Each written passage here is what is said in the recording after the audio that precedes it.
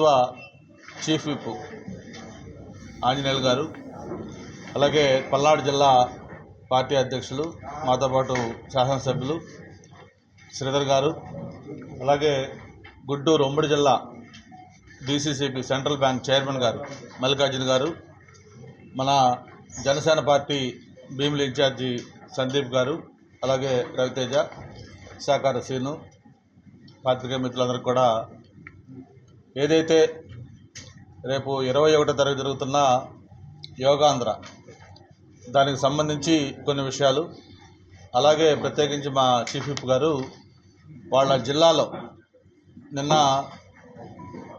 YS Jagan పర్యటన సందర్భంగా చేసిన వ్యాఖ్యలు వాటి మీద మాట్లాడాలనే ఉద్దేశంతో మిమ్మల్ని పిలవడం జరిగింది. మనం చూస్తూ ఉన్నాం గత కొద్ది రోజులుగా కూడా ఏదైతే విశాఖపట్నంలో ఒక హిస్టారికల్ ఈవెంట్, ఎందుకు హిస్టారికల్ ఈవెంట్ అంటే మనకు అందరికీ కూడా తెలుసు. గతంలో 2023 సేమ్ జూన్ 21న సూరత్లో 153,000 మందితోటి ఈ యోగా దినోత్సవం జరుపుకుంటే అది అప్పటిదాకా కూడా ఒక గిన్నిస్ రికార్డు. మరి ఆ గిన్నిస్ రికార్డుని బ్రేక్ చేస్తూ మళ్ళీ ఇప్పుడు విశాఖపట్నంలో దాదాపు 3.5 లక్షల మందితోటి రేపు యోగా దినోత్సవాన్ని ప్లాన్ చేయడం జరిగింది. యోగా అనేది మన చంద్రబాబు నాయుడు గారు కానీ, మన ప్రీతమ ప్రధానమంత్రి గారు కానీ మొట్టమొదటి నుంచి దాన్ని యోగా అనేది ఒక దైనందిన జీవితంలో ఒక భాగం కావాలి, అది ఒక లైఫ్ స్టైల్ కావాలి, ఏదో అకేషనల్గా లేకపోతే అప్పుడప్పుడు ఒక ప్రోగ్రాం చేసినట్టు కాకుండా ఒక దైనందిన జీవితంలో ఒక నిత్యమైన భాగంగా మనం నిద్రలేస్తే ఎలాగైతే స్నానాలు లేకపోతే బ్రేక్ఫాస్ట్లు చేస్తూ ఉంటామో యోగా అనేది కూడా ఆ నిత్య జీవితంలో ఒక భాగం కావాలి అనే ఉద్దేశంతో ఈ యోగాని ప్రమోట్ చేస్తూ ఉన్నారు. యోగా అనేది పూర్తిగా మన దేశానికే సొంతమైన ఒక ఆస్తి. అది అటువంటి యోగాని ఈరోజు ప్రపంచ దేశాలంతా కూడా యోగాని ఆచరించే స్థాయికి ఈరోజు దాన్ని మనం తీసుకెళ్తా ఉన్నాం. అంటే దానికి అంత ప్రాచుర్యం కల్పించి దానివల్ల అన్ని ప్రయోజనాలు ఉన్నాయని తెలియజేసే విధంగా ఈరోజు యోగాని అందరూ కూడా తెలియజేస్తూ ఉన్నాం.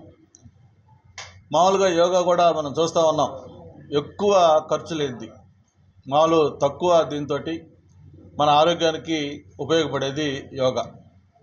మామూలుగా అంతకుముందు చెప్తాం, ఒక రోజు ఒక యాపిల్ తీసుకుంటే మనం జీవితంలో డాక్టర్కి దూరంగా ఉండొచ్చు అని చెప్పి పెద్దవాళ్ళు సామెత ఉండేది. ఈరోజు ఒక యోగా కానీ మనం ఖచ్చితంగా ప్రాక్టీస్ చేస్తే నేను 100% నేను చెప్పగలను, చాలా వరకు ఆరోగ్యపరమైన సమస్యలకి మనం దూరంగా ఉండవచ్చు. అటువంటి యోగాని మరి నరేంద్ర మోడీ గారు ప్రధానమంత్రి అయిన తర్వాత ఒక చిన్న దీంట్లో స్టార్ట్ చేస్తే ఈరోజు ప్రపంచంలో దాదాపు 95% దేశాలు యోగాని చేసే పరిస్థితికి వచ్చింది. అంటే దాని యొక్క ఇంపార్టెన్స్ అంత బాగా వచ్చింది. చివరికి యుఎన్ఓలో కూడా దీని మీద చర్చించి దీన్ని అందరూ కూడా చేసే విధంగా మాట్లాడటం జరిగింది. అటువంటి యోగాని రేపు విశాఖపట్నంలో ఆ హిస్టారికల్ ఈవెంట్కి విశాఖపట్నం ఎల్లుండి వేదిక కాబోతా ఉంది. సరే, దీనికి సంబంధించిన ఏర్పాట్లు ఏంటి, ఎలా జరుగుతూ ఉన్నాయి, ఇవన్నీ కూడా మాకంటే మీరు కూడా రెగ్యులర్గా ఫాలో అవుతూ ఉన్నారు. ఒక ఈవెంట్ గురించి నేరుగా ముఖ్యమంత్రి గారు ఎంటైర్ క్యాబినెట్, అలాగే రాష్ట్ర యంత్రాంగం అంతా కూడా చీఫ్ సెక్రటరీ దగ్గర నుంచి డీజీపీతో సహా మొత్తం టోటల్ యంత్రాంగం, అధికార యంత్రాంగం, అలాగే దాదాపు టోటల్ క్యాబినెట్, అలాగే ఇట్లా పక్క జిల్లాల నుంచి మొత్తం రాష్ట్రంలో ఉన్న ప్రముఖ నాయకులు, కార్పొరేషన్ చైర్మన్లు, ఇట్లా మిగతా అందరూ కూడా పెద్ద ఎత్తున ఇక్కడికి వచ్చి ఈ కార్యక్రమాన్ని మానిటర్ చేయడంతో పాటు స్వయంగా ముఖ్యమంత్రి విశాఖపట్నం వచ్చి ఏదైతే ఈ కార్యక్రమాలు జరుగుతూ ఉన్నాయో ఆ ప్రాంతాలన్నీ ఆయన పరిశీలించి అధికారులతోటి అలాగే రాజకీయ నాయకులతోటి కూడా మాట్లాడి ఏర్పాట్లన్నీ కూడా సమీక్షించి స్వయంగా ఆయన మానిటర్ చేశాడంటే ఈ ప్రోగ్రాంకి ఎంత ఇంపార్టెన్స్ ఇచ్చాడో మనందరూ అర్థం చేసుకోవచ్చు. అంత మైక్రో లెవెల్లో మెటిక్యులస్గా ప్లాన్ చేస్తూ ఎక్కడా కూడా ఒక చిన్న అవాంతరం జరగకుండా ఇదొక మెమరబుల్ డేగా ఉండేటట్టుగా చేయడం కోసం అన్ని ఏర్పాట్లు కూడా చేస్తూ ఉన్నారు. మొత్తం 2 crores రిజిస్ట్రేషన్ చేయాలి మొత్తం ఆల్ ఓవర్ ద స్టేట్ అని చెప్పి దీని మీద టార్గెట్గా పెట్టుకుంటే మరి మధ్యాహ్నానికే 2.39 crores ఎన్రోల్మెంటు ఈ యోగా ఆంధ్ర సంబంధించి రిజిస్ట్రేషన్ జరిగింది.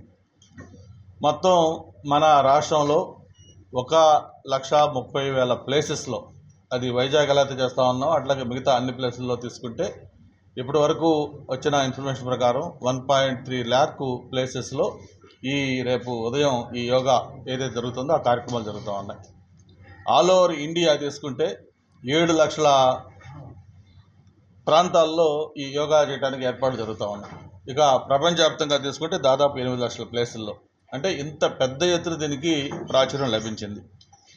మరి దీనికి సంబంధించిన ఏర్పాట్లు ఏంటి, ఎలా జరుగుతున్నాయి, ఇవన్నీ కూడా మీకు నేను వేరేగా చెప్పనవసరం లేదు. దాదాపు ఈ మ్యాట్లు కానీ లేకపోతే టీషర్ట్స్ కానీ, ఇక అక్కడ ఏర్పాట్లు చేసిన టాయిలెట్స్ కానీ, ఒక్కొక్క కంపార్ట్మెంట్కి ఎంతమంది ఆఫీసర్లు పెట్టారు, ఎంతమంది వాలంటీర్స్లు పెట్టారు, ఈచ్ కంపార్ట్మెంట్లో ఎంతమంది పెట్టుకోవాలి, దానికి సంబంధించిన ఏర్పాట్లు ఏంటి, ఇవన్నీ కూడా చాలా మెటిక్యులస్గా ప్లాన్ చేసి ఇవన్నీ కూడా చేస్తూ ఉన్నారు.